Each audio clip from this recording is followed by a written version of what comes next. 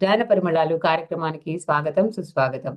ఈ కార్యక్రమంలో మనం ఎంతో మంది మన మాస్టర్ల యొక్క అనుభవ జ్ఞానాన్ని వారి విశేషంగా తీసుకుంటున్నాం. మరి ఈరోజు ఈ కార్యక్రమానికి కళాలక్ష్మి గారొచ్చారు తాడేపల్లిగూడెం నుంచి.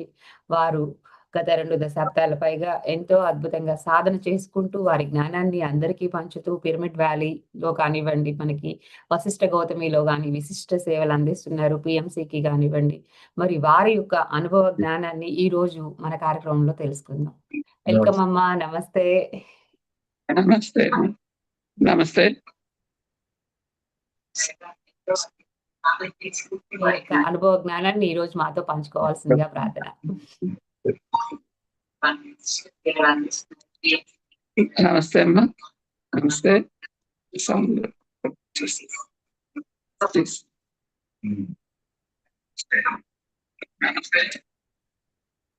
అది రెండో ఫోన్ ఆన్ లో ఉన్నట్టుంది. అది పక్క రూమ్ లో పెట్టుకుంటే క్లియర్ గా ఉంటుంది.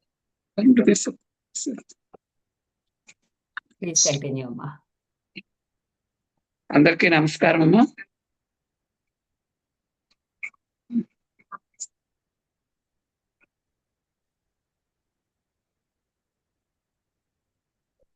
ధ్యానం అసలు ఎందుకు ఇప్పుడే కొత్తగా వింటున్నామా అనే విషయాన్ని మనం ఈరోజు తెలుసుకుందాం.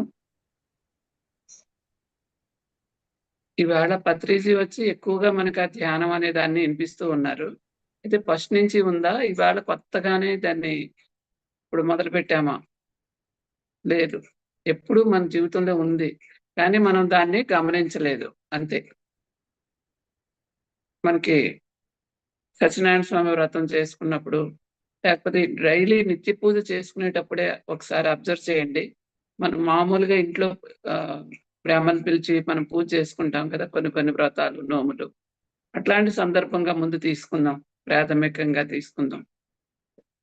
ఆ పూజారి బ్రాహ్మలు మనకి ఒక పసుపు ముద్దను పెట్టి, అదే వినాయకుడు, అదే లక్ష్మీదేవి, గౌరీదేవి అంటూ మనకు అక్కడ పెట్టి, మనకి ఇష్టదైవం మనం అక్కడ ఏదైతే చేస్తూ ఉన్నామో ఆ దేవుణ్ణి మనకి ఆహ్వానిస్తారు. ఆహ్వానించేటప్పుడు ఎక్కడి నుంచి ఆ భగవంతుడిని అక్కడికి ఆహ్వానం పలుకుతున్నాం, అక్కడికి ప్రాణప్రతిష్ఠ చేస్తున్నాం. అంటే భగవంతుడు మనలోనే ఉన్నాడు, నువ్వే దేవుడు మనలో ఉన్నాడు అనేది కాకుండా నువ్వే దేవుడివి అని మనకి పత్రిసారు పదే పదే నొక్కి వక్కాణిస్తున్నారు.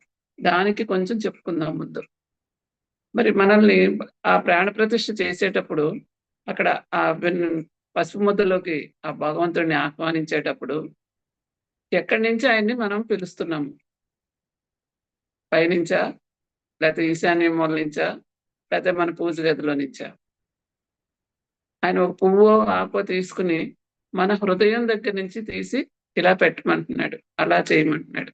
అంటే మన లోపల ఉన్న భగవంతుణ్ణి మనల్ని అక్కడ ప్రతిష్ఠ చేయమంటున్నాడు ఆ పసుపు ముద్దలోకి. అంటే దాని అర్థం ఏంటి? మనమే భగవంతుడు అనే కదా. తర్వాత మళ్ళీ పూజ అంతా అయిపోయిన తర్వాత దాన్ని మళ్ళీ యథాస్థానంలోకి తీసుకురావడానికి మళ్ళీ దాని మీద కొంచెం నీళ్లు చల్లి అక్కడ మనం ఎవరినైతే పెట్టామో ఆయన మళ్ళీ మన హృదయంలోకి అని ఇలా మన లోపలికే పెట్టమంటున్నారు. ఆ 2 చేతులతో మన లోపల వైపుకి, అంటే మన లోపలికి పునఃప్రతిష్ఠ చేసేసుకోమని చెప్తున్నారు. దీన్ని బట్టి మనకి ఎప్పుడో నిరంతరం చేస్తూనే ఉన్నాం. ఎన్నో జన్మల నుంచి కూడా ఇదే పని చేస్తున్నాం. ఈ జన్మలో సంవత్సరాల పరిధి ఆ పనే చేస్తున్నాం. కానీ దాన్ని మనం అర్థం చేసుకోలేకపోయాం. వాళ్ళు చెప్పలేదు, బహుశా వాళ్ళకి తెలుసుండదు. ఆ ప్రక్రియకి అర్థం ఇది అని మనం ఇప్పుడు సార్ వచ్చిన తర్వాత మనకు అర్థమవుతుంది. అలాగే ప్రతి పూజలోనూ ధ్యానం అనేది మనం ఆ వర్డ్ వింటూనే ఉన్నాం. అంటే ఈ పూజ యొక్క అసలు అర్థము మనం ధ్యానం చేయమని. కానీ దాన్ని కూడా ఒక బియ్యం అవి అక్షంతలో లేకపోతే నీళ్ళలో జల్లేసి మమ అని అనేసుకోమంటున్నాం. అలా మనకి దాన్ని ఒక ప్రక్రియ అలా చేసుకుంటూ వెళ్ళిపోయాం, కానీ దాన్ని చేయడం అనేది, ధ్యానం చేయడం అనే దాన్ని మనకి అలవాటు అవ్వలేదు. అలాగే మనకి సత్యనారాయణ స్వామి వ్రతం చేసుకుంటున్నాము. ఆ వ్రతం అంతా పూర్తయిన తర్వాత పూజారి గారు ప్రసాదం తినే వరకు పైకి లెగొద్దంటారు. అదేంటి, ప్రసాదం దేవుడికి పెట్టేసాం కదా, ఎమ్మెల్యే వచ్చాడు, నేను తొందరగా వెళ్ళిపోవాలి, ఆయన పలకరించాలండి, లేచి వెళ్ళాలి, నేను దేవుడికి నైవేద్యం పెట్టేశాం కదా అని అంటాం. కానీ ఆయన ఒప్పుకుంటాడా? లేదండి, మీరు తింటేనే సంపూర్ణం అవుతుంది అక్కడ వ్రతం, అప్పటి వరకు పేటల మేంచి లెగొద్దు అక్కడ ఎమ్మెల్యే రాని, లేకపోతే ముఖ్యమంత్రి రాని. మనల్ని ఆ ప్రసాదం మన నోట్లో వేసుకున్న తర్వాతనే లేచి ఎళ్ళమంటారు. అప్పుడే సంపూర్ణమైందంటారు. మరి భగవంతుడికి పెట్టేసాక మనది అవసరం ఏముందక్కడ? అంటే నువ్వే అసలైన భగవంతుడివి. నువ్వు తింటేనే అక్కడ సంపూర్ణమవుతుంది. ఆ భగవంతుడు నిజంగా తిన్నట్టు అవుతుంది. అక్కడ విగ్రహానికి భగవంతుడు అని పెడుతున్నాము. ఆ నైవేద్యం చేస్తున్నాము. మమ అనుకుంటున్నాము. కానీ పూర్తిగా మన లోపలికి మనం ఆ ప్రసాదం మన లోపలికి వేసుకుంటేనే సంపూర్ణమైంది అంటున్నారు. అంటే దీన్ని బట్టి కూడా మనమే దేవుడు అనే దానికి మనకు అర్థమవుతుంది కదా! ఇందులో ఏ సందేహం లేదు కదా! మరి అలాగే మనకిప్పుడు కొత్తగా పత్రిసారొచ్చాయి ధ్యానం గురించో లేతే ఇప్పుడిప్పుడు చాలామంది స్వామీజీలు, గురువులు చెప్తూ ఉన్నారు ధ్యానం గురించి. మరి ఇన్నాళ్ళు ఎవరు చెప్పలేదా అంటే, మన వేదాల్లో ఉన్నాయి. వేదాల్లో పోనీ మనకు అర్థం కానిదుంది. కానీ మనకి మన వీరబ్రహ్మం గారు, వేమన గారు, అన్నమయ్య ఇట్లాంటి మహాత్ములందరూ గూడా మనకి భగవద్గీతలో ధ్యానం గురించే చెప్పారు. నీలోనే అంతా ఉంది అని చెప్పారు. వేమన మనకి చ ఎప్పుడు రెండో తరగతి నుంచి మనం ఆ శ్లోకాలు చదువుకుంటూ ఉన్నాం. టకటక శ్లోకం అయితే వచ్చేసింది. అప్పచెప్పేసాం. చక్కగా పాడుకున్నాము. కానీ దాన్ని మరి మన అర్థం ఏంటి? గాలిలోన పుట్టి, గాలిలోన పెరిగి, గాలి మర్మ మెరుగలేరు ఈ జనులు. ముక్కులోన గాలి ముక్తికి మరి దారయ విశ్వదాభిరామ వినురవేమ అన్నాడు.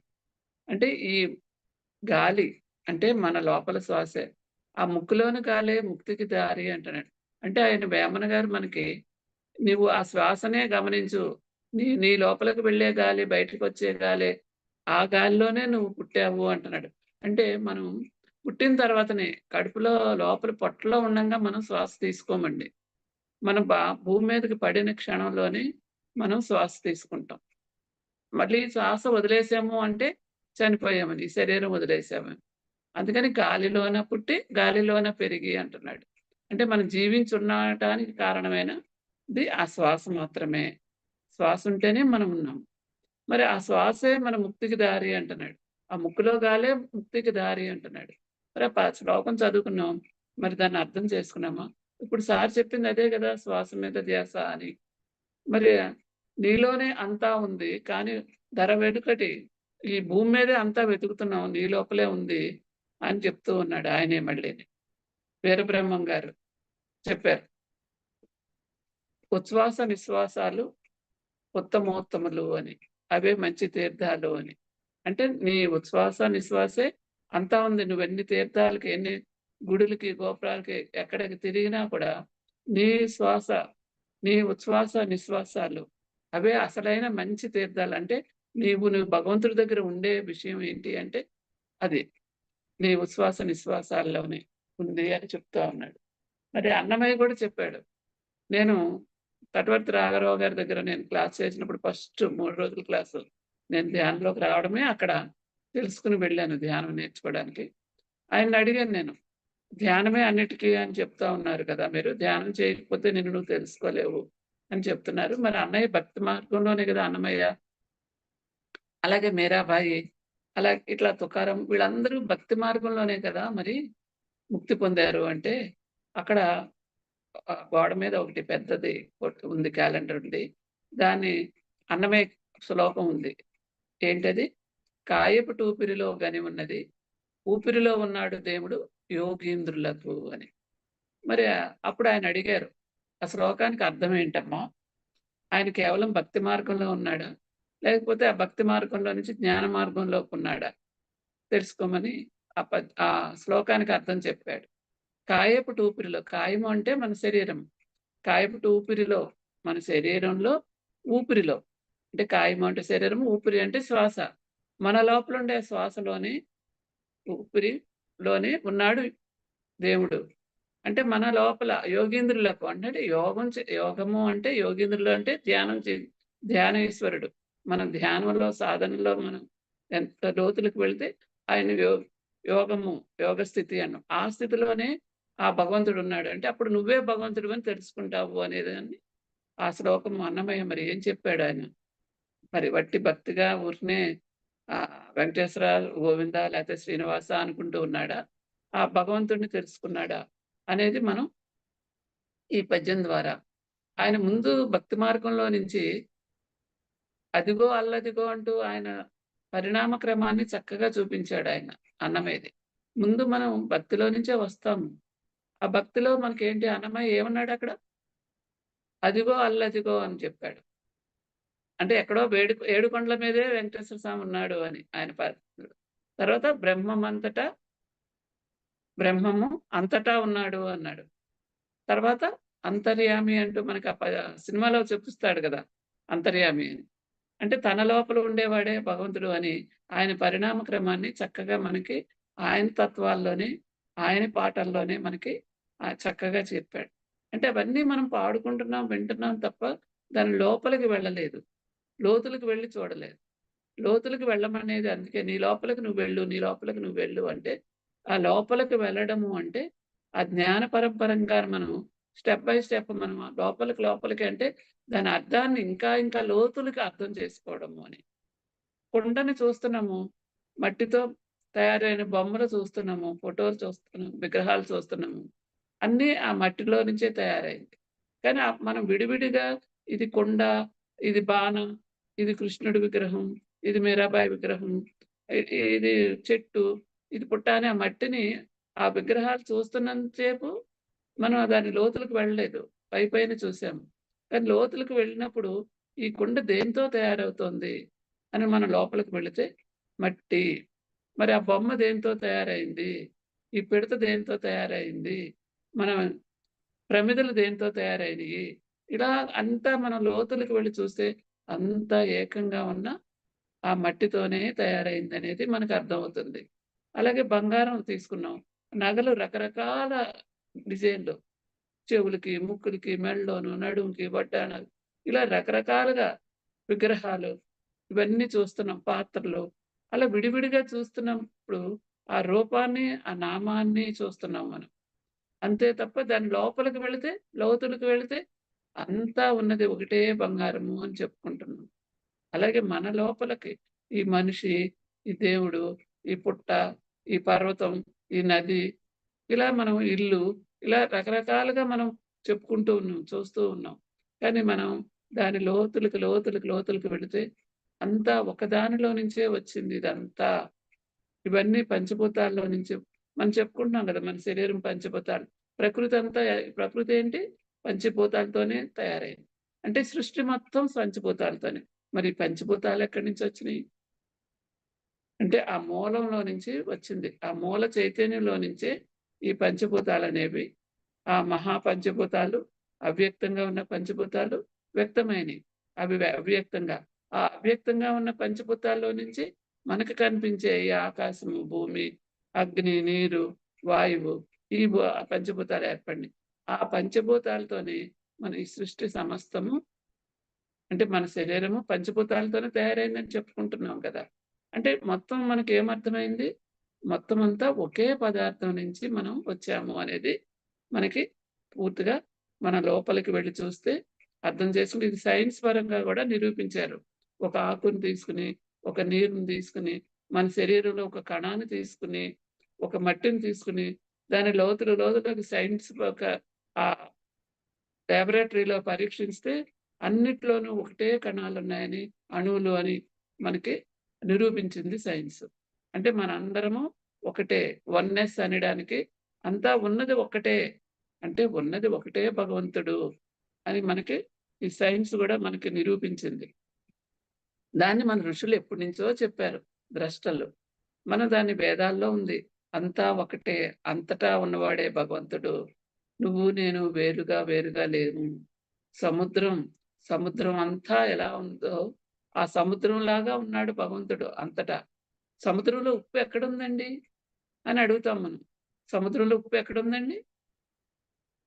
సముద్రం నీళ్ళలో మధ్యలో ఉన్నాయా? పై నీళ్ళలో ఉన్నాయా? అడుగు నీళ్ళల్లో ఉందా? లేతే ఈశాన్య మూలలో ఉండే సముద్రంలో ఉందా? ఎక్కడుంది?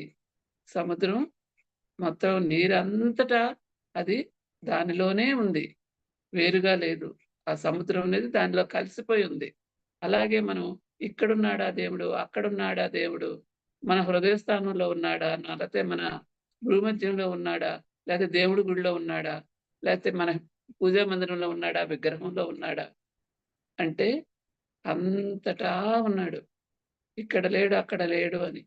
దాన్ని ఇంకా చక్కగా పాలల్లో వెన్నలాగా ఉన్నాడు అని. మరి ఏం కాదు, ఎందుకు కనపడట్లేదు? పాలల్లో వెన్నుందా? ఎక్కడుంది? పాలల్లో వెన్న లేదే. అక్కడ మనకెక్కడ కనపడట్లేదే అంటారు పిల్లలు. వాళ్ళకది తెలీదు. లేదు, ఎక్కడా లేదు అంటాం. దాన్నప్పుడు ఏం చేయాలి? ఆ పాలుని కాయాలి ముందు. ఆ సెగ పెట్టాలి వాటికి. ఆ పాలు కాగి, కాగి, కాగిన తర్వాత దాన్ని మళ్ళీ మనం తోడు పెడతాము. సరైన వేడిని వచ్చిన తర్వాత దానిలో ఒక పెరుగు అనే దాన్ని మనం దాని లోపలికి వేసి తోడు పెడుతున్నాం. ఆ తోడైన పెరుగుని మళ్ళీ వెన్న కనిపిస్తోందా? లేదు. దాన్ని చక్కగా చిలికి, చిలికి, చిలికి, చిలికితే అప్పుడు వెన్న తయారవుతోంది. మరి అలాగే మనం పాలలాగా ఉన్న మనము సాధనతో, సాధనతో, సాధనతో కాగి, కాగి, కాగితే అప్పుడు మనము తోడు పెట్టడానికి అనుకూలంగా మనం తయారవుతాము. అప్పుడు మనకి మనం విచారణ అనే దాన్ని తోడు వేస్తే నేనే ఆత్మను అనే ఒక ఆలోచన దానిలోకి వేస్తే పెరుగులాగా తయారయ్యింది. ఆ పెరుగుని మళ్ళీ చిలికి, చిలికి ఈ ఆత్మ ఏంటి? ఎక్కడి నుంచొచ్చింది? మనం ఎక్కడున్నాము? ఇంకా ఈ ఆత్మకి చావుందా? ఇది ఎలా వచ్చింది? మనం ఎక్కడి నుంచొచ్చాము? మనం ఏంటి? ఇదంతా చిలికి, చిలికి, చిలికితే ఇదే మనకి వెన్నలాగా తయారవ్వడం. దాన్ని మరి చక్కగా దాన్ని స్థితమైపోవాలంటే ఆ వెన్నని నెయ్యిలాగా కాస్తే అది ఇంక ఎటువంటి పరిణామము చెందదది. అప్పటి వరకు దాన్ని పరిణామం చెందుతూనే ఉంటుంది. అప్పుడు మనం అదే మనము అని పూర్తిగా మనం ఎప్పుడైతే స్థితమయ్యామో, మనం ముక్త స్థితికి వచ్చామో, అప్పుడది ఇంక దానికి ఎటువంటి మార్పు లేదు. మరి ఇదంతా మనకు ముందు నుంచే తెలుసు ఈ ప్రక్రియలన్నీ. కానీ మనం దాన్ని అర్థం చేసుకోలేదు. మరి మనం వేదాల్లోకి వెళితే అహం బ్రహ్మాస్మి అంటున్నాము. మరి అహం అంటే నేను. బ్రహ్మాస్మి అంటే పరమాత్మనై ఉన్నాను అంటున్నాం. బ్రహ్మనై ఉన్నాను, పరమాత్మనై ఉన్నాను. మరి ఆ వేదవాక్యం మహావాక్యాలోని గొప్ప వాక్యాలు 4 మహావాక్యాలు 4 వేదాల్లో నుంచి వచ్చింది అని చాలా గొప్పగా మనం మహావాక్యాల్ని చదువుకుంటున్నాం, వింటున్నాం, పఠిస్తున్నాం. కానీ మరి వాటిని అర్థం చేసుకుంటున్నామా? అర్థం కూడా తెలుసు మనకి. అది బ్రహ్మస్వరూపం. నేనే బ్రహ్మనై ఉన్నాను. తత్వమసి అదే నేనై ఉన్నాను అంటున్నాం. అని చెప్పుకున్నాం అర్థం గూడా. అలాగే సర్వం కలివిదం బ్రహ్మ. అంతటా ఉన్నవాడే బ్రహ్మ అని చెప్పుకుంటున్నాం. కానీ దాన్ని హృదయంలోకి అవగాహన చేసుకోలేదు. అర్థం చేసుకోలేదు. నమ్మలేదు. విశ్వసించలేదు. మరి ఇదంతా మనం దాన్ని విశ్వసించాలన్నా, నమ్మాలన్నా మనకి కావాల్సిందేంటి? మన లోపల శక్తి. మన లోపల శక్తిని ఎప్పుడైతే పెంచుకుంటామో, అప్పుడు మనం దాన్ని అర్థం చేసుకుంటాం. నమ్ముతాం. అర్థమైందని నమ్ముతాం. విశ్వసిస్తాం. అప్పుడది మన అనుభవం అవుతుంది. అప్పటి వరకు మనం దాన్ని నమ్మలేము. దానికి మనకి ధ్యానం కావాలి. ధ్యానమే ముక్తి కాదు. జ్ఞానమే ముక్తి. కానీ ధ్యానం ఎందుకు చేయాలి? నీ లోపల శక్తి పెంచుకోవడానికి. ఒక ఆరోగ్యంగా ఉన్న వ్యక్తి ఏదైనా తినది అరిగించుకోగలడు. మరి మనకు లోపల శక్తి ఉంటేనే మనం ఉన్న సత్యాన్ని, ఏ సత్యమైతే మనం విన్నామో, ఏదైతే చదివామో, తెలుసుకున్నామో, అది మనకి పూర్తిగా నమ్మాలన్నా, అవగాహన అవ్వాలన్నా, విశ్వసించాలన్నా, అది మన అనుభవంకి రావాలన్నా మనకి ధ్యానం కంపల్సరీ. అహం బ్రహ్మాస్మి, నేనే బ్రహ్మనై ఉన్నాను. తత్వమసి అదేదైతే అక్కడ భగవంతుడు ఎక్కడో ఉన్నాడు, నీకు అన్యంగా ఉన్నాడు. తత్వమసి అది. అంటే అది, అసి అయి ఉన్నాను. అసి అంటే నేనై ఉన్నాను అని చెప్పుకుంటున్నాం. సర్వం కల్విదం బ్రహ్మాండం. నీ కంటికి కనిపించే ఈ సృష్టి సమస్తము, నువ్వు చూసే ఈ సృష్టి సమస్తము ఆ బ్రహ్మ అయి ఉన్నాడు. సర్వం కల్విదం బ్రహ్మ. కల్విదం బ్రహ్మ అంటే కల్విదం అంటే నువ్వు చూసేదంతా బ్రహ్మే అయ్యుంది అని ఈ వేదవాక్యం చెప్తాను. అంటే అంతా అదే, అంతా భగవంతుడే ఉండేదానికి మనం అది చెప్పుకుంటాం. ప్రజ్ఞానం బ్రహ్మ. అంటే ఇక్కడ జ్ఞానమే బ్రహ్మ అంటున్నాడు. వేరే బ్రహ్మ అంటూ నామరూపాలతో లేడు.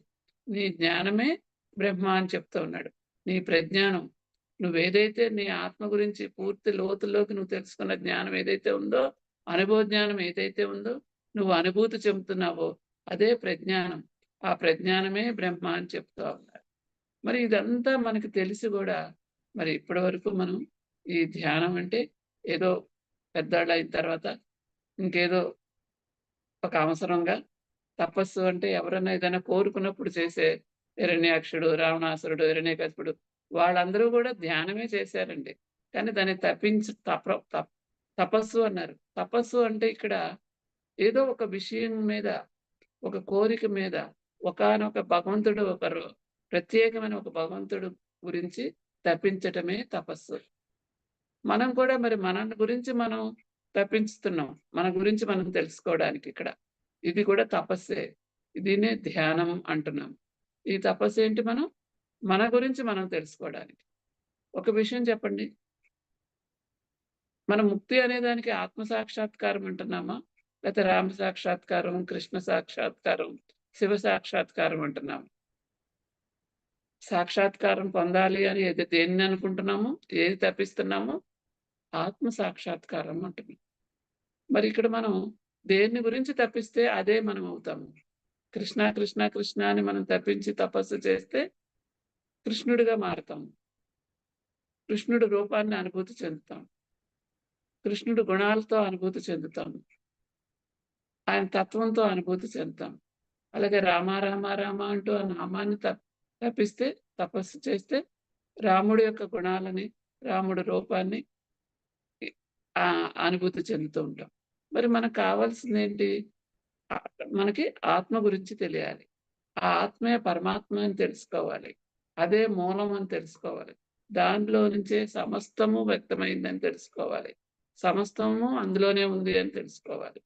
ఇది తపస్సు. తపించాలి. దీనికోసం తపించాలి. ఈ తపస్సునే ధ్యానం అన్నాము. ధ్యానం అంటే మరేమీ కాదు, తపించటమే. ఆ తప్పించటం దేనికి? మన గురించి మనం తెలుసుకోవడానికి. మరి ఇప్పుడు ధ్యానం అనేది అవసరమండి కాదా? మనకి ధ్యానం అత్యుత్తమం. అందుకే ఆఖరిని గుడికెళ్ళి కాసేపు కూర్చుని రమ్మని చెప్పారు మన పెద్దాడు. గుడికెళ్ళి ప్రదక్షిణలు చేయి, ఆ లోపలికి వెళ్ళే ఆ విగ్రహాన్ని చూడు, ఆ పూజారి మనకి శటకోపం పెడతారు, నీకు తీర్థం ఇస్తారు, తాగుతావు, అంతా అయిపోయింది. దాంట్లో నుంచి వచ్చి కూర్చుని రావాలి. ఆ కూర్చోవడం అనే దాన్ని ఎందుకు పెట్టాము? ముందు లోపల ప్రదక్షిణాలు చేయడం, లోపలికి వెళ్ళడం అంటే మనం అక్కడ ఆ భగవంతుడితో తాదాత్మ్యం చెందటానికి, దాంతో ఆ ఎనర్జీతో ఆ దేవుడు అనే దానికి మన లోపల కనెక్ట్ అవ్వడం కోసం ఆ చుట్టూ తిరగడం అనే దాన్ని. ఆ తర్వాత లోపలికి వెళుతూ ఆ లోపల భగవంతుడినే మనం కంటితో మనం చూస్తూ ఉన్నాం. దాని లోపల మనం మన హృదయంలో ప్రతిష్ఠించుకుంటున్నాం. చక్కగా మళ్ళీ బయటకొచ్చి కూర్చుని ధ్యానం చేయాలి. మనం ఏదైతే లోపల చూసొచ్చామో ఆ పరమాత్మని నీ లోపల దాన్ని దర్శించుకోవడం కోసం కూర్చుని ధ్యానం చేయమన్నారు. కానీ మనం ఏం చేస్తున్నాం? అక్కడ కూర్చుని వాళ్ళొచ్చారా, వీళ్ళొచ్చారా, వీళ్ళ చీర బాగుంది, వాళ్ళ నగలు బాగున్నాయి, లేతే నీ పక్కింటోళ్ళు అలాగా, నీ అత్తగారి మీద, లేతే నీ తోటికోడల మీద, ఇలాంటి కబుర్లన్నీ చెప్పుకుని ఉబుసుబాక కబుర్లు. అప్పటి వరకు మనం చక్కగా ప్రదక్షిణ చేసి భగవంతుడిని చూసి అన్నీ మనం ఏదైతే చక్కగా ఎనర్జీని తీసుకున్నామో దాన్నంతా అక్కడే వ్యర్థం చేసుకుని లేచి నిలబడి ఒకసారి ఆ చీరను దులిపేసుకుని మళ్ళీ ఇంటికొస్తున్నాం. ఏమీ పొందలేదు. ఏంటి? దేనివల్ల? మన ప్రవర్తన వల్ల. అక్కడ మనం కూర్చుని మనం ఏం చేయమన్నారు? కూర్చుని రావడం అంటే దానిలో ఉన్న పరమార్థం ధ్యానం చేసి రమ్మని. మనం ఆ ధ్యానం చేసినప్పుడు అక్కడ మనం ఏదైతే తీసుకున్నామో ఒక శక్తిని, ఆ శక్తి నీ లోపల స్థితమవుతుంది. దాంతో అదే అనుభూతితో, అదే శక్తితో నువ్వు ఇంటికొస్తావు. ఇంట్లో కూడా నువ్వు దాన్ని పొందుతూ ఉంటావు. సరే, శక్తిని తీసుకుంటున్నాం, ధ్యానం చేస్తూ ఉన్నాం. మనం దాన్ని నిరంతరం మనం ఉంచుకోవాలి. దాన్ని పోగొట్టుకోకూడదు. మనం ఒక కుండలో పోస్తూ ఉన్నామండి రోజు కొంత కొంత అమృతాన్ని, మన ఎనర్జీని అనుకో, లేకపోతే అమృతాన్ని అనుకో. ఆ కుండకి చిన్న చిన్న తెలియని ఒక గాలి రంధ్రం లాంటివి ఉన్నాయనుకోండి, కొత్త కుండలో నీళ్లు పోసినప్పుడు మనకు అర్థమవుతుంది. చెమురుస్తూ, చెమురుస్తూ, చెమురుస్తూ నీళ్ళన్నీ బయటికెళ్ళిపోతాయి. అలాగే మనకు కూడా మన లోపల మనం తీసుకున్నది మనం మళ్ళీ బయటికి పోగొట్టుకుంటూ ఉన్నాం, పోగొట్టుకుంటూ ఉన్నాం. ఎలా పోగొట్టుకుంటున్నాం? వాళ్ళ గురించి, వీళ్ళ గురించి మాట్లాడుతూ, అలాగే చూడరానియన్నీ మనం చూస్తూ, ఆ ఏడుపులొచ్చి ఇయన్నీ గూడా సీరియల్స్ రకరకాల నెగెటివ్ అన్నీ గూడా టీవీల్లో చూస్తూ, వింటూ ఆ మాటలు అలా పోగొట్టుకుంటూ ఉన్నాం. అలాగే కోపం, అందరి మీద అసూయలు, ద్వేషం ఇట్లాంటి గుణాలతో వాళ్ళతోటి, వీళ్ళతోటి కబుర్లు ఇవన్నిటితోటి మనం పోగొట్టుకుంటున్నాం. ఇంకొకటండి, మన లోపల మనం చాలా హాయిగా ఉన్నామండి. నాకెవరి మీద ద్వేషం లేదు, ఎవరి మీద కోపం లేదు అనుకుంటూ ఉంటాం. కానీ మనం ఇరుగు పొరుగులతో కబుర్లు చెప్పుకుంటా ఉన్నాం అనుకోండి ఎక్కువ సమయం. వాళ్ళు ఎవరి మీదో చెప్తూ ఉంటారు. ఆ చెప్పినప్పుడు బాగోదు అని నువ్వు కూడా దానికి వంత పాడుతూ ఉంటావు. వాళ్ళేమనుకుంటారో, అవునండి నిజమే వదిన గారు అని. మరి నీ నోటంటా గూడా వచ్చినియి గదా ఆ పదాలు. అలాగే విన్నది నిజమేనేమో! ఒకవేళ నాకు తెలియలేదేమో వాళ్ళు అలాంటోళ్ళా అని నీ లోపల అనుకుంటూ ఉంటావు. వాళ్ళు ఎలాంటోళ్ళైతే నీకెందుకు? వాళ్ళేంటో నీకెందుకు? నువ్వేంటో నువ్వు చూసుకో. వాళ్ళట్ట, వీళ్ళిట్ట, ఈ బోగట్టా అంతా నీకు అవసరం లేదు. నీ గురించి నువ్వు, నీ లోపల నువ్వెలా ఉన్నావో నువ్వు శోధించుకో. దాన్నే శోధన అంటున్నాం. దానినే విచారణ అంటున్నాం. దాన్నే మననము అంటున్నాం. నువ్వేం చేయాలి అంటే, నీ లోపలే నువ్వు చూసుకోవడం. నువ్వు మహాత్ములు చెప్పిన ఇవన్నీ గూడా పతంజలి యోగ సూత్రాలు, పతంజలి అష్టాంగ మార్గం ఇవన్నీ మనం చెప్పుకుంటూ ఉన్నాము. అవన్నిటిని నువ్వు నీ లోపల నువ్వు శోధించుకోవడం కోసం. నువ్వు గమనించుకోవడం కోసం. నిన్ను నువ్వే గమనించుకోవడం. ఇదే విచారణ మార్గము అంటే. విచారణ అంటే కాసేపు ధ్యానం చేశాం. తర్వాత మన పనులు మనం చేస్తూ ఉంటున్నాం. తర్వాత దాన్ని మన లోపల విచారణ చేయాలి. భగవంతుడి గురించి విచారణ చేయాలి. నువ్వెలా ఉన్నావో నువ్వు విచారించుకోవాలి. శోధించుకోవాలి. నువ్వు కోపం ఎందుకొస్తోంది? లేతే నీకు అసూయ ఎందుకొస్తోంది? నువ్వు వాళ్ళ గురించి, వీళ్ళ గురించి ఆలోచిస్తున్నావా? ఎవరినైనా జడ్జి చేస్తున్నావా? నువ్వు ఇంకొకరిని జడ్జి చేయవలసిన అవసరం లేదు. నిన్ను నువ్వు జడ్జి చేసుకో. అది కూడా చాలా సాక్షీభూతంగా. నీ లోపల నిన్ను నువ్వు కూడా జడ్జి చేసుకుంటూ, అయ్యో! నేనిలా అయిపోయానే. అయ్యో! నేను అలా ఉన్నానే. ఇవన్నీ గూడా నువ్వు బాధపడాల్సిన పని లేదు. నువ్వొక సాక్షిలాగా ఉండి, ఓహో! నేనిలా ఉన్నానా? నా ఆలోచన ఇలా ఉందా? నా గుణం ఇలా ఉందా? నేనిలా తొందరగా రియాక్ట్ అయిపోతున్నానా? ఆ రియాక్ట్ అయిపోయిన ఆహ్, అదేదైతే ఉందో భావోద్వేగం, అది నా లోపల ఎంతసేపు ఉంటోంది? ఆహా! ఇది 2 రోజులుంది. ఓహో! ఒక రోజుంది. ఆహా! ఒక పూట ఉంది. ఆహాహా! నేనెదిగాను. ఒక గంటలోనే మనం దాని నుంచి బయటపడుతున్నాను. ఇంకా సాధన చేసావు, ఇంకా సాధన చేసావు. గంట కాదు. ఒక్క 10 నిమిషాల్లోనే నేను మళ్ళీ దాని నుంచి బయట పడిపోయాను. ఆ భావోద్వేగం నుంచి. ఇంకా అది ఒక 5 నిమిషాల్లోనే నేను దాని నుంచి బయటపడ్డాను. ఇంకా సాధన చేస్తే నువ్వది నీకు లోపల జరుగుతూ ఉండంగానే నువ్వు గమనిస్తూ ఉంటావు. అది సాక్షిలాగా అవ్వటము అంటే. నీ లోపల కోపం వస్తున్నప్పుడు గూడా నీకు తెలియాలి. ఆ క్షణంలోనే. నువ్వు కోపం ఎదుటి వాళ్ళ మీద చూపిస్తున్నప్పుడే నువ్వు గమనించగలగాలి. నువ్వు కోపంలో ఉన్నావు, వాళ్ళని తిడుతున్నావు అని. అది నీవు లేకుండా పోవండి. ఇదోటి గమనించుకోండి. అర్థం చేసుకోండి. చాలామంది మనల్ని అంటూ ఉంటారు మన కుటుంబంలో సభ్యులే. ధ్యానం చేస్తున్నావు, అన్ని కబుర్లు చెప్తున్నావు, నువ్వింకా కోపం పోగొట్టుకోలేదు అంటారు. కోపం పోగొట్టుకునేది కాదండి. అది అక్కడ వాతావరణం, పరిస్థితులను బట్టి మన రియాక్షన్ అది. దానికేమి మనకి కంగారేమి లేదు. అది పోగొట్టుకుంటే పోయేది కాదు. మనం ఈ శరీరం ఉన్నంత సేపు అది కూడా ఉంటుంది. ఈ భూమి మీద మనం ఉన్నంత వరకు, ఈ శరీరంతో ఉన్నంత వరకు అన్ని భావోద్వేగాలు ఉంటాయి. దాన్ని మనం సాక్షిలాగా చూస్తున్నామా లేదా? అది మనం గమనించుకోవాల్సిన విషయం. అది మనం ఎంతసేపు మన లోపల నిలిచి ఉంటోంది. అది మనం గమనించుకోవాల్సిన విషయం. కోపం కసిలాగా మారిపోయిందా? అది మనం గమనించుకోవాల్సిన విషయం. ఇవన్నీ గూడా మనకి సాధన, సాధన, సాధన, సాధన ద్వారానే మనకి అలవాటవుతుంది. మరి ఆ సాధన చేయడానికే ఎక్కువ ప్రాముఖ్యత ఇవ్వండి. కేవలం. కానీ దాన్ని మనం వింటూ ఉండాలి. ఆచార సాంగత్యం ఉండాలి. దానికే మన పత్రి సారు 3 రకాలుగా మనకది చెప్పారు. ధ్యానం, స్వాధ్యాయం, సజ్జన సాంగత్యం. ఆచార సాంగత్యం నాలుగోది కూడా ఉంది. ఏంటి అంటే దాన్ని మనం ధ్యానం చేయాలి. చక్కటి పుస్తకాలు చదువుకోవాలి. స్వాధ్యాయం చేయాలి. దాని పుస్తకాలు చదువుకోవాలి. సజ్జన సాంగత్యం ఉండాలి. అంటే మనం మనతో సజ్జన సాంగత్యం. సజ్జనులు అంటే సజ్జనులు అంటే మంచి జనులు.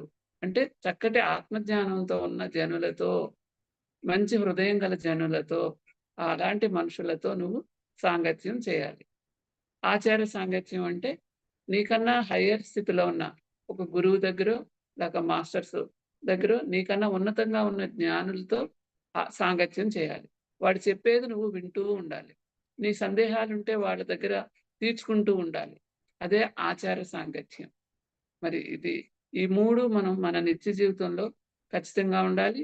అప్పుడప్పుడు నాలుగోది కూడా ఆచార సాంగత్యం గూడా ఉండాలి. మరి ఎప్పుడెప్పుడు చేయాలి ధ్యానము అంటే రోజూ చేయాలండి. ఒక ఇనప వస్తువుని తోమేసి ఓ పక్కన పెట్టేసామండి దాన్ని ముట్టుకోకుండా. తుప్పు పడుతుందా లేదా? త్వరగా నూనె వేసి ఒత్తు వెలిగించామండి. మరి ఆ నూనె ఒత్తు కాలిపోతే నూనె అయిపోయింది. ఏం చేస్తూ ఉండాలి? అఖండ జ్యోతి అని పెడతారు కదా! నిరంతరం దానిలో ఆయిల్ పోస్తూనే ఉంటాం కదండీ! అలాగే మన ఫోనుంది. దానికి ఛార్జింగ్ పెడితేనే కదండీ! రోజుకోసారి ఛార్జింగ్ పెడితేనే కదా అది మళ్ళీ మనకు ఉపయోగపడుతోంది. ఛార్జింగ్ అవసరమా లేదా? అలాగే మనకి గ్యాస్ అయిపోతే మన పొయ్యి మండాలి అంటే ఆ గ్యాస్‌ని కూడా మనం ఫుల్‌ఫిల్ చేసుకోవాలి కదా! అలాగే మన లోపల కూడా ఖర్చయిపోతూ ఉంటుంది శక్తి. అందుకని మనం నిరంతరం ధ్యానం చేస్తూనే ఉండాలి. ఒకరోజు చేస్తాం, ఒకరోజు చేయము అంటే అది మళ్ళీ పూర్తిగా అయిపోతది. మళ్ళీ నువ్వు దాన్ని శక్తిని పెంచుకోవడానికి మళ్ళీ కష్టపడాలి. అందుకని నిరంతరం, నిరంతరం మరి నిరంతరం ఎలా అండి? మాకు విద్యా ప్రకాశానంద స్వామి చెప్పేవారు. తైలధారలాగా ఉండాలి నువ్వు నీ లోపల నిరంతరం ఆ భగవంతుడి గురించిన తపన, ఆ అనుసంధానం. అది ఎలా సాధ్యమండి? నిరంతరం మనం ధ్యానం చేస్తూ ఉంటామా? నిరంతరం జపం చేస్తూ ఉంటామా? నిరంతరం నామం చేస్తూ కూర్చొని ఉంటామా? అందుకే ప్రతి పనిలోనూ అది ఒక గంట చేస్తావు, 2 గంటలు చేస్తావు, 3 గంటలు చేస్తావు. కానీ మిగిలిన సమయం దాంట్లో నిద్రలోకి సమయం అయిపోతది కొంత సమయం. పనుల ద్వారా మరి మిగిలిన సమయాన్ని మనం ఏం చేయాలి? దాన్నే ఓషో చెప్తాడు వర్క్ మెడిటేషను అని. అంటే వర్క్ అంటే పని. ఆ పని ఒక మెడిటేషన్‌లా చేయాలి అని. మన రోజువారీ చేసే పనులు.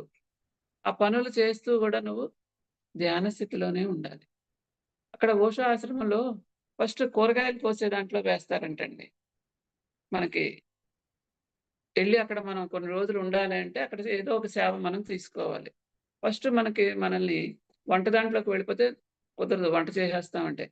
ఫస్ట్ కూరగాయలు కోయమంటారు. ఆ కూరగాయలు కోసేటప్పుడు దానికి కొన్ని కొలతలు ఇస్తారండి. అంటే బెండకాయ ఉంటే ఆ పొడుగులు ఎంతుండాలి? దానికి ఒక కొలతనమాట. ప్రతి ముక్క అదే పొడుగులో ఉండాలి. ఒక ఆనపకాయ కోయాలి, ఒక దోసకాయ కోయాలంటే అది దానికి కూడా ఒక సైజు చెప్తారు. ఆ సైజు ప్రకారమే కొయ్యాలి. మరి అయి కొయ్యాలంటే మన ధ్యాస ఎక్కడుండాలండి? నువ్వేదో పరధ్యానంలో ఏదో ఆలోచించుకుంటూ కోస్తే రకరకాల సైజుల్లోకి వెళ్ళిపోతాయవి. మనం ఒకటే సైజుగా మనం కొయ్యాలి అంటే మన ధ్యాస దాని మీదే ఉండాలి. దోసకాయ, ఆనపకాయ ఒకే సైజులో కోయాలంటే మనం ఆ వెడల్పులు ముందు ఖచ్చితంగా ఒకే సైజులో ఉండాలి. ఆ వెడల్పులు ఒకే సైజుగా ఉన్నప్పుడు మళ్ళీ వాటిని ఇంత పొడుగులో కావాలి అంటే మళ్ళీ చూసుకోవాలి. ఇలా మనం ధ్యాసంతా ఏ ఆలోచన లేకుండా ఆ పని మీదే పెట్టాము అంటే మన శ్వాస మీద మనలతో మనం ఉన్నట్టే. అది వర్క్ మెడిటేషన్. అది గూడా ఒక రకమైన ధ్యానమే. ఆ పని చాలా చక్కగా యోగః కర్మసు కౌశలం అన్నాడు కృష్ణుడు భగవద్గీతలో. ఒక యోగి చేసే పనులు మాత్రమే కౌశలంగా, గొప్పగా ఉంటాయి అని. అప్పుడు మనం చేసే పని నీ లోపల ఏ ఆలోచన ఉండదో, కేవలం నువ్వు నీ ధ్యాసంతా ఆ పని మీద పెట్టావు. నీ లోపల ఖాళీగా ఉంది నీ హృదయంలో. నీ చూపు, నీ మనసు దాని మీద పెట్టావు. అప్పుడు నీ లోపల వేరే ఆలోచనలు ఎప్పుడైతే లేవో, నువ్వు మళ్ళీ శక్తిని తీసుకుంటూ ఉన్నావు. ఈ పని చేస్తున్నా నీకు పని ఖర్చవ్వదు నీ శక్తి. అందుకని నువ్వెంత పనైనా చేయగలుగుతావు. ఆనందంగా చేయగలుగుతావు. అద్భుతంగా చేయగలుగుతావు. కళాత్మకంగా చేయగలుగుతావు. దీన్నే వర్క్ మెడిటేషన్ అంటున్నాం. నువ్వు స్నానం చేసేటప్పుడు కూడా నీ ఒంటి మీద పడే ప్రతి చెంబు నీకు తెలియాలి. ఇప్పుడు ఇంటికెళ్ళి మొదలు పెడతారండి మీరు. స్నానం చేసేటప్పుడు గుర్తుండదు. మర్చిపోతారు. అరే! మర్చిపోయాననుకుంటారు. రేపు గుర్తు చేసుకుందాం అనుకుంటారు. తప్పేమీ లేదు. స్నానం అయిపోయాక గుర్తొచ్చినా గొప్ప విషయమే. నిన్ను నువ్వు అభినందించుకో. ఇప్పుడే గుర్తొచ్చింది పర్వాలేదు. మర్నాడు స్నానం ఆఖరిలో ఇంకో 4 చెంబులుండంగా గుర్తొచ్చింది. ఓకే. నువ్వు ఎదిగావు. చక్కగా ఉంది. ప్రమోట్ అయ్యావు. హ్యాపీ. నిన్ను నువ్వు అభినందించుకో. స్నానం మధ్యలో గుర్తొస్తది. స్నానం ఆఖరిని గుర్తొచ్చి చేస్తే కొన్నాళ్ళకి సంవత్సరానికో, 2 సంవత్సరాలకో నువ్వు స్నానం ప్రతి చెంబు నీకు నీ ఒంటి మీద పడే ప్రతి చెంబు ఆ స్పర్శను నువ్వు అనుభూతి చెందుతూ ఉంటావు. ఆ అనుభూతి చెందటమే నీతో నువ్వు ఉండటం అంటే. నిన్ను నువ్వు అనుభూతి చెందటము అంటే. నిన్ను నువ్వు తెలుసుకోవడము అంటే. చక్కగా నీ హృదయంతో అది కలిసి ఉన్నట్టు. అదే ధ్యానం. అట్లా నువ్వు ఏ పని చేస్తున్నా తింటూ ఉన్నావు. ఫుడ్డు పరమాత్మ స్వరూపం అంటున్నావు. పదార్థం బ్రహ్మస్వరూపం అంటున్నావు. నువ్వు తినేది కళ్ళకద్దుకుని తింటున్నావు. కళ్ళు ఇలా ఇలా అనేసి ఒక సైగ చేసేసుకుంటున్నావు. కానీ చెత్తంతా మాట్లాడుతున్నావు. చెత్తంతా చూస్తూ తింటున్నావు. అది కాదు నువ్వు. నువ్వు తినే పదార్థం బ్రహ్మే అన్నప్పుడు, నువ్వు బ్రహ్మే అన్నప్పుడు, తినే ప్రక్రియ చక్కగా ఆ పని గూడా ఒక బ్రహ్మే అనుకున్నప్పుడు, నీ లోపల అరిగించేవాడు ఒక బ్రహ్మ జఠరాగ్ని రూపంలో నిన్ను అరిగిస్తున్నాడు. అది గూడా ఒక భగవంతుడే అనుకున్నప్పుడు, నువ్వు ఆ తినడం అనే ప్రక్రియని ఎంత హృదయాత్మకంగా, ఎంత గౌరవంగా చేయాలండి. ఇదే విచారణ అంటే. నువ్వు దాన్ని ఎంత విచారణతో తింటావో, తినే ప్రక్రియని ప్రారంభిస్తావో, అది గొప్ప ఇంక ఒక ప్రసాదంలానే నువ్వు ప్రతి ముద్దని నువ్వు తింటూ ఉంటావు. అది నీకు మంచి ఎనర్జీని, ఒక పాజిటివ్ శక్తిని నీకు ఇస్తది. అది నీ లోపల మార్పులు తీసుకొస్తది. మరి అట్లా తినడం అనేదాన్ని మరి ఇక నుంచి సెల్ చూస్తూ, టీవీ చూస్తూ తినటారా? చక్కగా అనుభూతి చెందుతూ, ఆ రుచిని గూడా అనుభూతి చెందాలండి. మన పత్రిసారి ఇచ్చింది మనకి హైయెస్ట్ జ్ఞానం అండి. సాధనలో మొదట్లో కొన్ని కొన్ని స్వామీజీలు వాళ్ళు లేతే కొన్ని కొన్ని పండితులు చెప్పేవి, "నువ్వు రుచిని ఆస్వాదించొద్దు. నువ్వు పొట్ట నింపుకో. ఆకలి కోసం తింటున్నావు. రుచి కోసం తింటలేదు. ఆ! నువ్వు జీవించి ఉండాలి కాబట్టి తిను. అందుకని నువ్వేం తిన్నావో తెలియకూడదు. అన్నీ కలిపేసుకొని తిను. మొత్తం పదార్థాలన్నీ కలిపేసుకొని తిను." ఇది మనకది. అది కూడా అవసరమే. ఒకటో తరగతి ప్రాథమిక విద్యలో కొంత నేర్చుకుంటే, హై స్కూల్‌లో కొంత నేర్చుకున్నాం. కాలేజీలో కొంత నేర్చుకున్నాం. యూనివర్సిటీలో హైయెస్ట్ జ్ఞానాన్ని నేర్చుకున్నాం. పత్రిసారి జ్ఞానం అంతా హైయెస్ట్ అండి. ఇక్కడ ముందు మనం అన్నీ తెలియకుండా దానిలో నుంచి వైరాగ్య స్థితిని పొందాలి. ఒకసారి వైరాగ్య స్థితి వచ్చేసిన తర్వాత నువ్వు దాన్నంతా ఆస్వాదించాలి. అసలు ఈ భూమి మీదకి రావడమే మనం అనుభవాలు పొందటానికండి. ప్రతీదీ అనుభవించటానికే, అనుభూతి పొందటానికే, పాఠాలు నేర్చుకోవడానికే. కోపమొస్తే నువ్వెలా నష్టపోయావనేది గూడా ఒక పాఠమే. అసూయలో నువ్వెలా నీ లోపల దగ్ధమైపోయావు. నీరు కాలిపోయావు. నిన్ను నువ్వే కాలిపోయావు నువ్వు. అసూయ అనే అగ్నిలో, కోపం అనే అగ్నిలో. ఇది గూడా ఒక పాఠమే. ప్రతీదీ ఒక పాఠమేనే. దాన్ని ఈ రుచిని ఆస్వాదిస్తూ నువ్వు నీ ఆత్మకి అందాలంటే, ఆ రుచులన్నీ గూడా నువ్వు పూర్తిగా ఆస్వాదిస్తూ తిననప్పుడే అది నీ హృదయానికి, నీ ఆత్మకు అందుతుందండి. ఆ అనుభవం. అనుభవాలనేవి తినడంలో గూడా ఒక అనుభవమే కదా! ఈ భూమి మీద అసలు ఉన్నదే ఎక్కువ కదా! నీ శరీరానికి కావాల్సింది ఫుడ్డు. ఆ ఫుడ్‌ని నువ్వు ఆస్వాదించినప్పుడే నీ ఆత్మకి ఆ అనుభూతి చెందుతుంది. అది చక్కగా ఆ తినే దాని మీదే నీ ధ్యాస పెట్టి, దాన్ని చక్కగా ఆస్వాదించు ఆ రుచిని అద్భుతంగా. ఇవన్నీ అక్కడ నీ కంచంలోకొచ్చిన తర్వాత ఈ కాకరకాయ నచ్చలేదు, ఈ పొట్లకాయ నచ్చలేదు, ఈ పప్పే నాకిష్టం. ఇవే కాదు నీకు. నువ్వు తినడానికి నీ కంచంలోకొచ్చిన ప్రతీదీ నీకక్కడ నిర్దేశించబడిపోయింది. నీకు నిర్దేశించిన ప్రతి దాన్ని నువ్వు ఒప్పుకొని తీరాలి. ఇది ప్రతి క్షణానికి ఉంటుంది. ప్రతి విషయంలోనూ ఉంటుంది. ప్రతి సంఘటనకి ఉంటుంది. ఒక పదార్థమే ఫుడ్డే కాదండి. నువ్వు ఫుడ్‌లో ఏదైతే నీ కంచంలోకి వచ్చిందో అది నీకు ఇంకా నిర్దేశించబడిపోయింది. దాన్ని ఇష్టంగా తిను. అనుభూతి చెందుతూ తిను. ఆ రుచిని ఆస్వాదిస్తూ తిను. దాని మీదే ధ్యాస పెడుతూ తిను. అప్పుడు అది నీ ఆత్మకి అందుతుంది. అదే ఆత్మానుభూతి. ఆ ఆత్మానుభూతే ఆనందం. ఆత్మకు అనుభూతినివ్వటమే మన పని.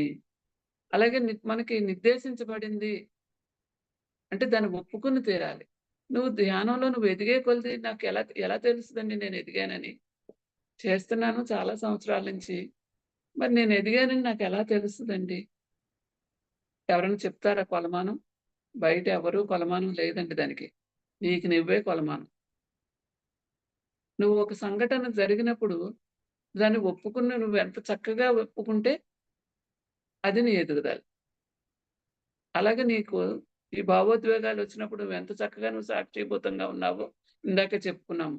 ఎంత తొందరగా దాని నుంచి బయట పడిపోయామో, ఎంత తొందరగా సాక్షిలోకొచ్చేసావో అదే నీ ఎదుగుదల. అలాగే నీకేదైనా కష్టం వచ్చింది, అవమానం జరిగింది, దుఃఖం వచ్చింది. దాన్ని నువ్వు ఒప్పుకొని తీరాలి. దుఃఖం వచ్చింది అంటే ఆ బాధ నీకు లేదు అని కాదు, నొప్పి లేదని కాదు. ఎవరన్నా చనిపోయారు మనకి కావాల్సిన వాళ్ళు. అప్పుడు అసలు ఏడుపే రాదని కాదు. దాన్ని ఇది నాకే ఎందుకొచ్చింది అనుకోవడం. మనకి కష్టం ఈ భగవంతుడు నాకెందుకిచ్చాడు? నేను చాలా గొప్పగా ఉన్నాను. నేనెప్పుడు ఎవ్వరికీ చీమకు కూడా అన్యాయం చేయలేదు. నీ గత జన్మల్లోనూ నీకు తెలియకముందు నువ్వెన్ని చేశావో. అవన్నీ నీకు తెలీదు. నువ్వు చేసిన అప్పు మర్చిపోయావు. ఆ అప్పుని మళ్ళీ ఇప్పుడు తీరుస్తున్నావు. ఆ జ్ఞానాన్ని తెలుసుకొని నువ్వు దాన్ని ఒప్పుకొని తీరాలి. నేను దీని నుంచి బయటపడుతున్నాను ఈ కర్మలో నుంచి. ఓకే. అయిపోయింది. ఒక్కోసారి నీకు అనుభవం నేర్పించడానికి కూడా నీకు వస్తాయి. నీ అనుభవాలు నేర్చుకోవడానికి కూడా నీకు కర్మలన్నీ అయిపోయినాయి లేవు. కానీ నువ్వు ఎదుటి వాళ్ళకి నువ్వు ఒక మోడల్‌గా ఉండాలి. ఈ ధ్యానం చేసి వీళ్ళు ఈ జ్ఞానాలతో పొంది, ఈ జ్ఞానం ఉండబట్టి వీళ్ళు ప్రతిదాన్ని వీళ్ళు చాలా హాయిగా తీసుకున్నారే! వీళ్ళెందుకింత ఈ కష్టాన్ని కూడా ఇంత హాయిగా ఎందుకుంటున్నారు? ఏ దుఃఖం లేకుండా, ఏ నిరాశ లేకుండా, ఏ బెంగ లేకుండా కష్టం వచ్చినప్పుడు ఏడ్చారు ఒక్క నిమిషం. అయిపోయింది. ఎవరికైనా చెప్పుకుంటూ ఉన్నాము. ఆ క్షణంలో కళ్ళ నీళ్ళు తిరిగినియి. అయిపోయింది. వాళ్ళు మళ్ళీ మామూలుగానే ఉన్నారే! చక్కగా హాయిగా ఉన్నారే! ఆనందంగా ఉన్నారే! ఇదంతా ఎలా సంభవం? అదే నీ ఎదుగుదల. దాన్ని దాన్ని పూర్తిగా ముక్త స్థితిలో ఉన్నావు. కానీ నీ ఇరుగు పొరుగు కోసం నీకు ఇవన్నీ వచ్చినియి. నీ అనారోగ్యాలొచ్చినియి. అనారోగ్యం వచ్చిందంటే, అరే! నాకు రోగం ఎందుకొచ్చింది? అంటూ బెంగపడిపోయి నాకు ఈ కష్టం ఎందుకు రావాలి? భగవంతుడు నాకెందుకివ్వాలి? అని తిట్టేసుకొని అవన్నీ ఉండవు ఒక యోగికి. అప్పుడు ఎదుట వాళ్ళు చూసి, ఓహో! ఇలా ఉండాలా? మనకేదొచ్చినా మనం ఒప్పుకోవాలా? దాని నుంచి మనం బయటపడాలంటే దాన్ని మనం ఒప్పుకొని తీరాలి అని తెలుసుకుంటం కోసం మనం అనుభవాలు మనకు కూడా వస్తాయి.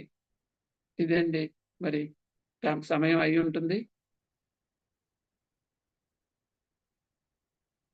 ఓకే అండి. థాంక్ యూ అమ్మా. చాలా అద్భుతంగా చెప్పారు. ఇంకొక 5 నిమిషాలు చెప్పొచ్చు. ఒక 10 నిమిషాలు. మీరు ఈ మాస్టర్స్ లోపల ఏదైనా అడగండి. అడిగితే ఆ! అదే. ఎవరైనా ఏమైనా అడగొచ్చు మాస్టర్స్ ఇప్పటి వరకు విన్న దాని గురించి? శ్రీనివాసులు నాయుడు గారు ఏమైనా మాట్లాడతారా?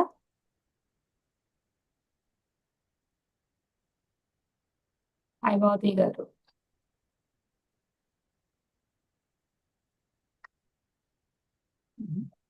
అమ్మ పత్రి సార్ గురించి మీ మాటల్లో పత్రి సార్ మనకొక అద్దం. ఒక మోడల్. ఆయన చూసి నేర్చుకోవడమే. ఆయన చేసే పనులు నేర్చుకోవడమే. ఆయన రూపాన్ని కాదు మనం. ఆయన హావభావాల్ని కాదు మనం అనుకరించాల్సింది. ఆయన ఏది చెప్పారో, ఏది మనకి చూపించారో అది మనం నేర్చుకోవడం కోసం. అలాగే ఆయన జ్ఞానం ఇందాకే చెప్పాను నేను. హైయెస్ట్ అండి. అది యూనివర్సిటీ, పీహెచ్‌డీ. అది అన్నిటికి అతీతం. తెలీదు మనకి. అది ఆ జ్ఞానాన్ని ఇంకెక్కడ ఏ స్కూల్‌లోనూ మనం, ఏ కాలేజీలోనూ మనం తెలుసుకునేది కాదు. కేవలం ఈ పత్రి సార్ దగ్గరే మనకు తినడం నేర్పించారు, వడ్డించడం నేర్పించారు, వంట చేయడం నేర్పించారు, అందరితో ఎలా ఉండాలో చూపించారు. ఒక డ్రైవర్‌ని కూడా పక్కన కూర్చోబెట్టుకొని ఆయన భోంచేస్తారు. వీళ్ళు ఆ డ్రైవర్‌కి వాళ్ళ ఇంటికెళ్తే మనకు తెలుస్తుంది సార్ దగ్గరికి వెళ్తే. అలాంటి అదృష్టం దక్కింది నాకు. మా డ్రైవరు ఉన్నాడు అంటే సహజంగా ఎవరి కాళ్ళు డ్రైవ్ చేసుకొని వెళ్ళిపోతారు కదా! మాకందరికీ ఇంటికెళ్ళిన ప్రతి ఒక్కళ్ళకి ఆయనే కంచంలో వడ్డించి ఇస్తారండి మన చేతికి. మనందరికి ఇచ్చిన తర్వాత మన ఇంటికొచ్చినప్పుడు కూడా చూడండి మనం ఆయనకి ప్లేట్ ఇస్తే పక్కన వాళ్ళకి ఇచ్చి ఆయన చుట్టూ ఉన్న వాళ్ళకిచ్చి అప్పుడు ఆయన ప్లేట్ తీసుకుంటారు. అంటే అది ఎంత చక్కగా మనకి నేర్పించారో చూడండి. ముందు అందరికి పెట్టి మనం తినడము అనేదాన్ని. అలాగే వాళ్ళు ఒకసారి బయటకి మమ్మల్ని సాగనంపటానికి బయటకొచ్చారు. కారు వరకు వచ్చి మనకి సాగనంపుతారాయన. మనం మన లోపల నుంచి ఎవరైనా ఎళ్తున్నామంటే బద్ధకం మనకి లేసి గుమ్మం దాకా వెళ్ళడానికి కూడా. ఆ! వెళ్ళిరండి అంటాం. ఓ షేక్ హ్యాండ్ ఇచ్చి. కానీ సార్ బయట దాకా వచ్చి మనల్ని సాగనంపుతారు. అప్పుడు డ్రైవర్‌ని చూసారు. అరే! డ్రైవర్ ఉన్నాడు భోంచేయలేదు కదా! ఒక్క 10 నిమిషాలు కూర్చోండి సార్. అని స్వామి రా! అని లోపలికి తీసుకెళ్ళి ఆయనకి అన్నీ పెట్టి ప్లేట్ ఇచ్చి ఆయన భోంచేసిన తర్వాత మళ్ళీ బయటకొచ్చి మనల్ని పంపించారు. సాగనింపారు. చూడండి ఆహ్, అంతా ఒకటే అనేది ఆ వన్నెస్‌ని అలాగే వసుదైక కుటుంబం మనంతా ఒకే కుటుంబం అని ఆయన చెప్పడాన్ని ఆయన ఆచరణ పెట్టి చూపించారండి. ఎంత గొప్పగానో అసలు.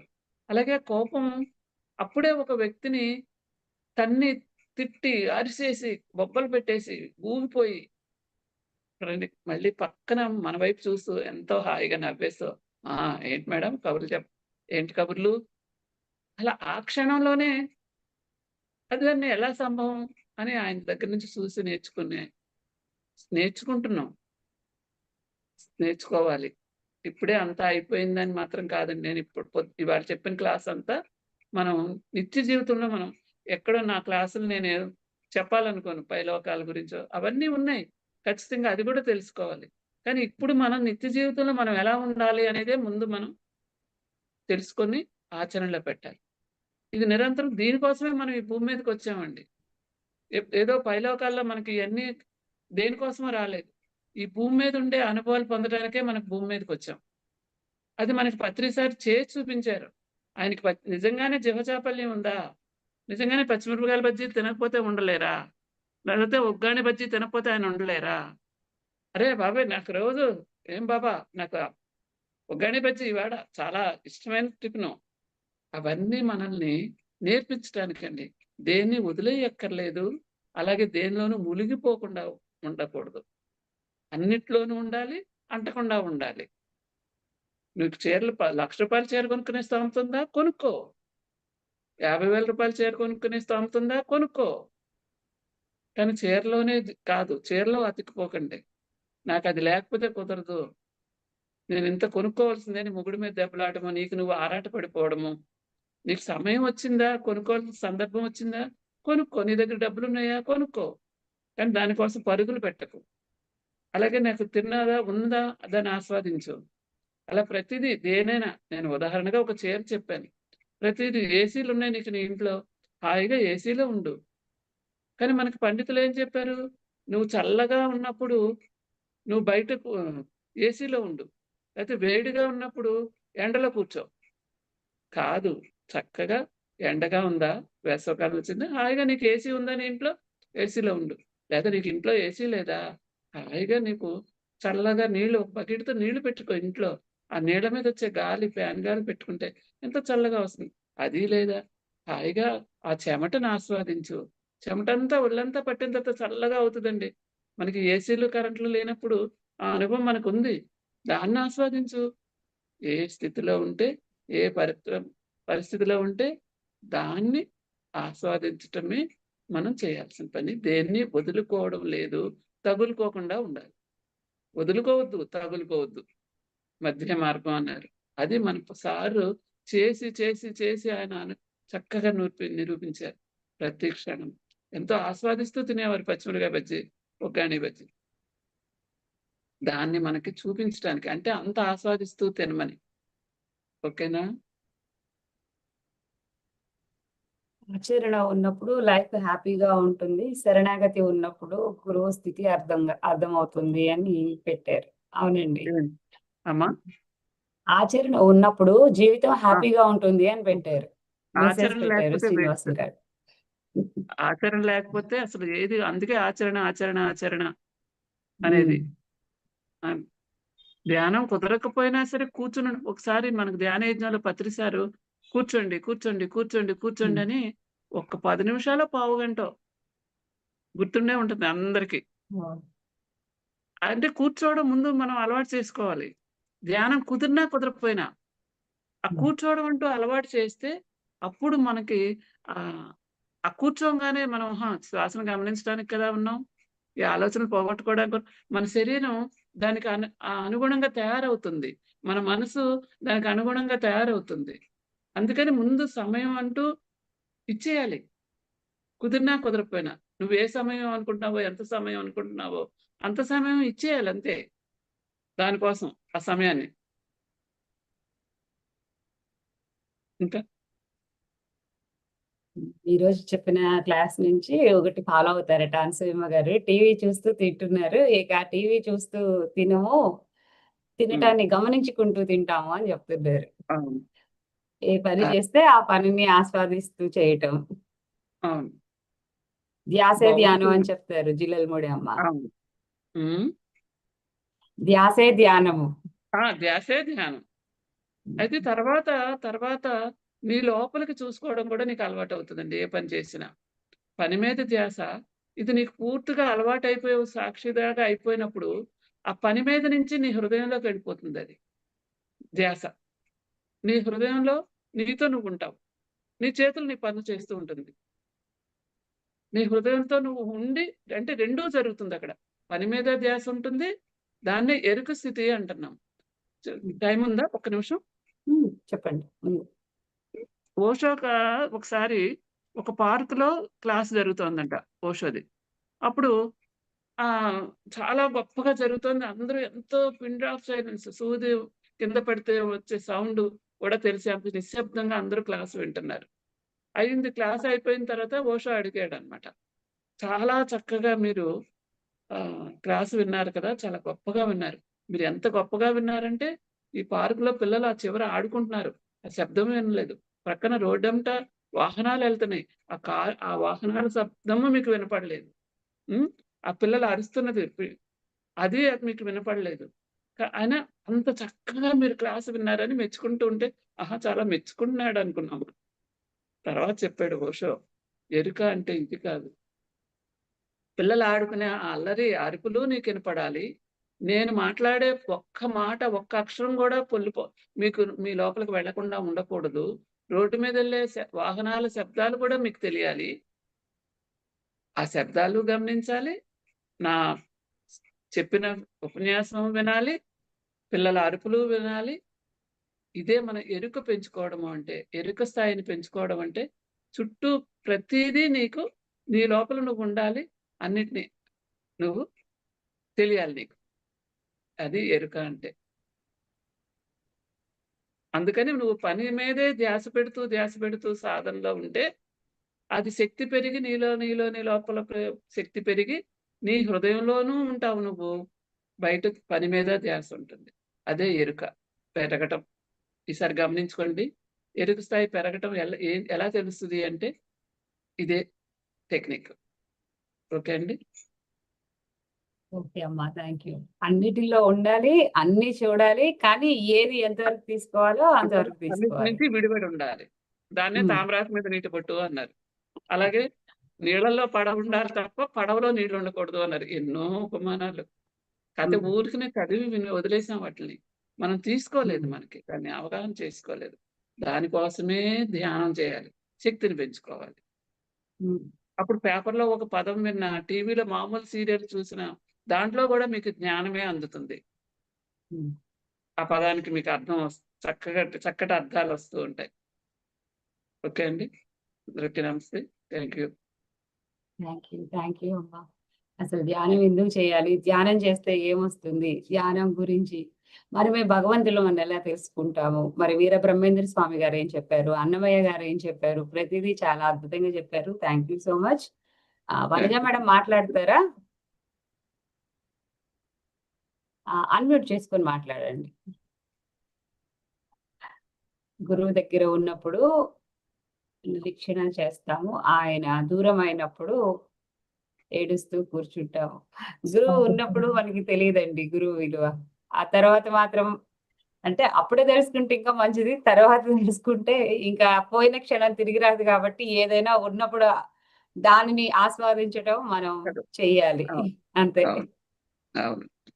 బాగా చెప్పారమ్మా, చాలా బాగుంది. Thank you madam. Thank you. Masters మరి మనకి ప్రతి ఒక్కరు వారి విలువైన జ్ఞానాన్ని మనకి ఇస్తున్నారు. మనం ఆచరణ పెట్టుకున్నప్పుడే అది మనకి లాభం. ఇతరులకి మనం చెప్పినప్పుడు అది లాభం. మనం ఆచరణలో లేకుండా ఎన్ని మాటలు చెప్పినా అవి గాలిలో దీపం పెట్టినట్లే అవుతుంది. అందుకే సారు మనకి మౌనం గురించి చెప్తారు. వాక్ శక్తి, వాక్క్షేత్రం అన్న పుస్తకాన్ని ఒక 100 సార్లు చదివినా గానీ మన నష్టం లేదు. వాక్క్షేత్రం బుక్ ఎంతో అద్భుతంగా ఉంటుంది. ప్రతి మాట మంత్రం కావాలి. అది ఎలా అవుతుంది? మనం ఆ మాట మీద ధ్యాస పెట్టుకొని, మనం చేస్తూ, మనం చేసింది చెప్పినప్పుడు అది మంత్రం అయిపోతుంది.